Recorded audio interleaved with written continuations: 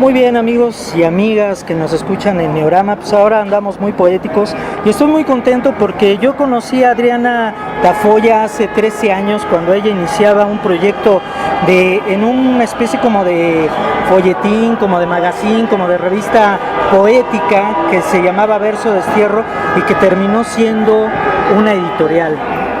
Ahora sí que un arduo trabajo. Sí. Bueno, de hecho, está por renacer una vez más la revista. Sé que hay un poco de confusión porque siempre le cambiamos el diseño.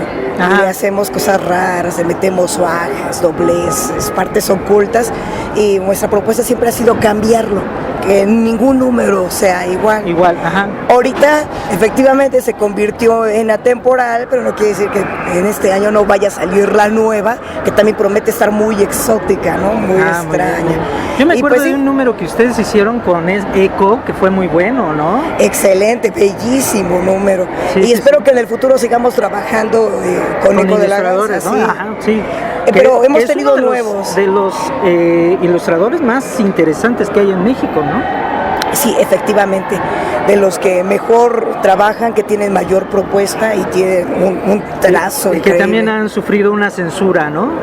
Sí, de hecho sí, hace un tiempo lo censuraron en algunos periódicos porque sacó por ahí un trabajo que le ofendió a la que en aquel tiempo era la primera dama. Sí, sí, sí. Y lo obligaron a dar disculpas públicas. Y cosas de esas, ¿no? Fue muy engorroso cuando se supone que hay libre expresión. Sí, en un estado país. como este que es de doble cara, ¿no? Sí, exactamente, que luego no se aplican las cosas conforme a la ley. Ajá, exactamente. Oye, y hablando de eso, pues ¿cómo ha sido esta circunstancia para Verso Destierro? Verso Destierro es una revista así como una editorial, un movimiento como muy terco, como muy afanado, porque yo me estaba dando una vueltecita ahorita en la cuestión esta de la poesía, y la poesía está olvidada, ¿no? Por la cuestión editorial y todo esto.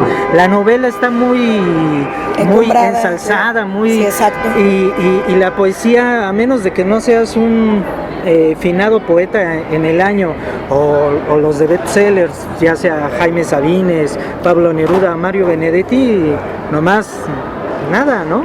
Sí, exactamente. Pasa eso mucho con el género de la poesía. A pesar de que sabemos históricamente que es el principal y donde han nacido los otros géneros, porque Ajá. es real, si investigamos, Sí, sí, sí. lo han hecho a un lado. Y no le podemos echar toda la culpa, digamos, ni al sistema político ni a los lectores. Creo que también tiene que ver mucho con la responsabilidad del poeta. Que si el poeta se vuelve un elemento demasiado civilizado, demasiado comodino y muy queda bien ocupando el manual de Carreño, esto es lo que sucede. Algo tan políticamente correcto no es leíble ni legible. Ajá. Y honestamente a nadie le interesa porque todos en nuestro interior deseamos expresarnos y hablar con la verdad. Ah, ok. Entonces tú piensas que ese boom que hubo de la poesía antes de la Segunda Guerra Mundial fue dado a todas estas discrepancias, a todos estos diálogos, a todas estas posturas que hubo antes. Exactamente. Porque estoy hablando de la vanguardia, ¿no? Que fue como muy nutrida, ¿no? Exactamente, porque luego pues hay una cierta represión y luego nosotros nos empezamos a reprimir también, una especie de autocensura, pues sí, generada, que nos va llegando, digamos, de una manera inconsciente, de una manera subliminal, y en algún momento tenemos que romperla. Por eso Verso Destierro, todo el tiempo desde que surgió, ha estado con la propuesta del conflicto. Su objetivo siempre ha sido crear y causar ese choque, sí, pero no para crear combates innecesarios, sino por un combate que lleve a la reflexión. Claro, porque aquí en México cualquier debate que no sea propiciado por el sistema lo toman como otra cosa, ¿no? Exacto, lo de siempre, ¿no? Mitoteros, gente perversa que insta la violencia, ¿no? Sí, cosas así, etc., que todos sabemos al respecto. Y eso sí es político. Exactamente, pero no se dan cuenta que el artista en sí, el poeta, es un ser que siempre va a ser fundamental para hacer cambios, para remover la conciencia humana. Siempre está presente la reflexión, la filosofía, el movimiento. El poeta es un ser cambiante y que ayuda a propiciar esos cambios, no para mantener un estatismo de las cosas nada más como están. Oye, y le estaba yo comentando a Andrés que había una circunstancia que yo veía que me llama mucho la atención, que ustedes han tomado en un momento dado, incluso hasta las calles como plataforma para su proyecto, para poder hablar de la poesía y llevarla a toda una serie de personalidades. Sí, efectivamente. Nos hemos movido en todo tipo de planos. ¿Por qué? Porque creemos que la poesía no solamente debe de estar en las instituciones o en los templos sagrados ni junto a los monumentos.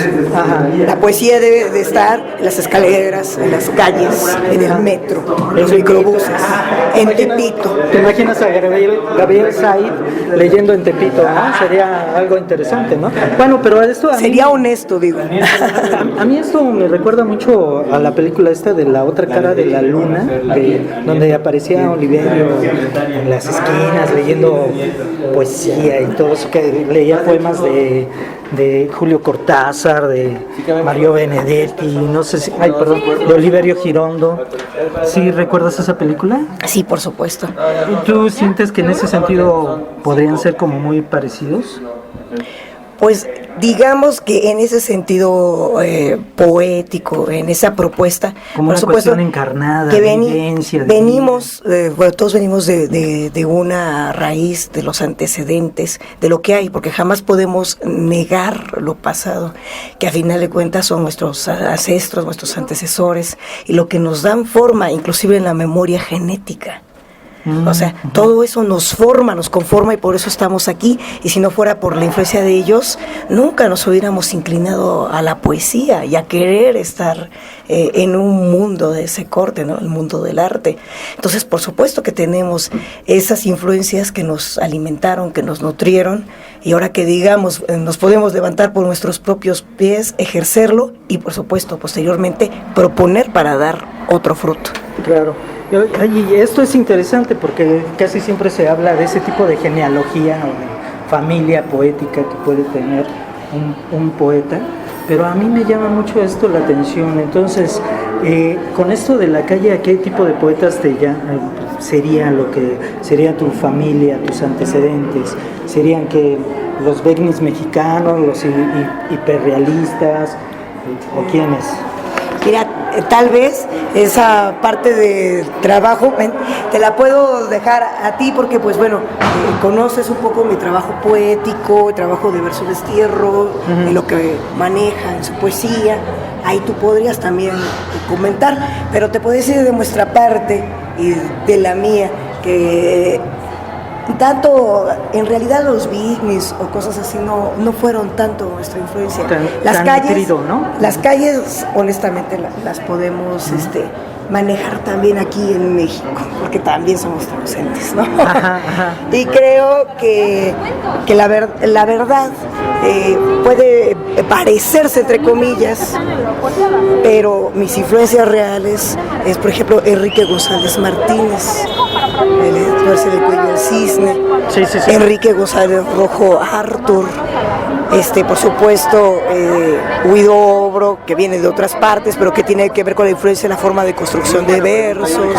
O sea que los dos primeros que mencionaste son modernistas, ¿no? Son de lo último del modernismo. No, al contrario.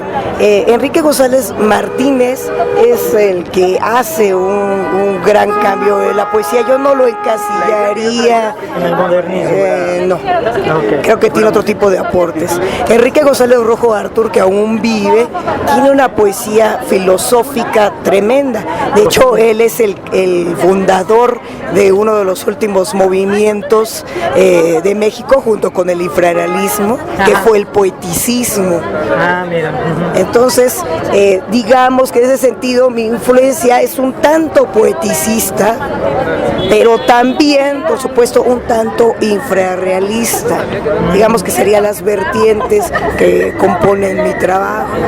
Bueno, pero estamos hablando de en tus palabras, en el texto, la poesía en el texto, ¿no? Tiene que ver, porque por ejemplo, si te fijas, manejo el tono dionisíaco, que estaba muy relacionado con la cuestión infra, yo diría más que de los beatniks y todo eso. Sí, claro, que es demasiado festivo, ¿no? En un momento dado, demasiado protestante, ¿no? Sí. Y nosotros, bueno, en mi trabajo dionisíaco, poético, beodo, pues yo lo emparentaría más con el infrarrealismo.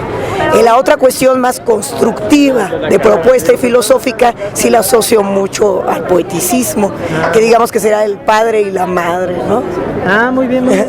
Oye, pues qué interesante entrevista. Déjame comentarles a nuestros escuchas que nos aventamos esta entrevista en el elevador, en escaleras, porque ya, ahora sí que ya prácticamente el museo ya está cerrando. Sí, exactamente. Y te agradezco mucho, la verdad, la paciencia y que me contestes estas inquietudes que son buenas para todo este tipo de, sobre todo para la poesía y para verso destierro, que es muy padre que continúen a pesar de las políticas, ¿no?